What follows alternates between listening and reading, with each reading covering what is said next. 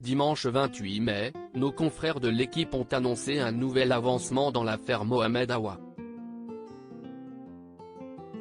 Le rugbyman, pilier du 15 de France et de Montpellier, a été placé en détention provisoire 2 jours après son arrestation pour violence conjugale.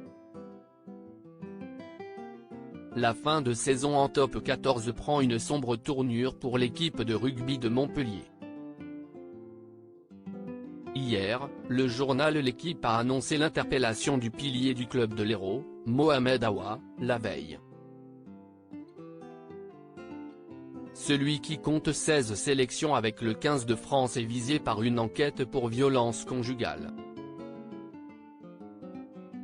Le rugbyman aurait notamment frappé son épouse avant d'être interpellé par les forces de l'ordre.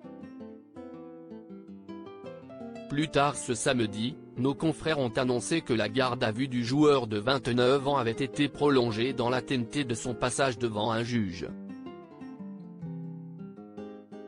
Son avocat espérait alors pouvoir lui éviter un placement en détention provisoire. Mohamed Awa sera déféré demain matin à 10 h devant le procureur de la République au palais de justice de Montpellier.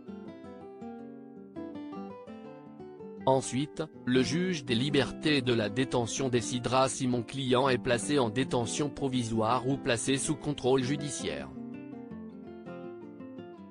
Dans l'attente d'être jugé en comparution immédiate, mardi en début d'après-midi, avait indiqué maître Marc Galli. Un lourd passif judiciaire. La décision est donc bien tombée ce matin. L'équipe a annoncé le placement en détention provisoire de Mohamed Awa, qui va passer 2 nuits en prison avant sa comparution mardi. Son épouse et mère de ses 2 enfants ne souhaitait pourtant pas qu'il aille en prison selon son avocat et n'avait d'ailleurs pas déposé plainte. Il faut croire que le flagrant délit sous les yeux des CRS aura suffi à convaincre le juge des libertés, à moins que le passé judiciaire du pilier du 15 de France, vainqueur du tournoi des 8 Nations l'année dernière, n'ait joué en sa défaveur.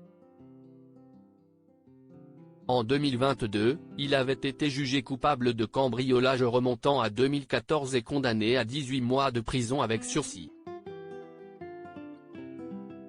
Il est également dans l'attente d'un jugement pour une bagarre survenue elle aussi en 2014, et dont le verdict est attendu le 30 juin prochain. L'année 2023 va-t-elle s'achever en prison pour la star du Montpellier HR ?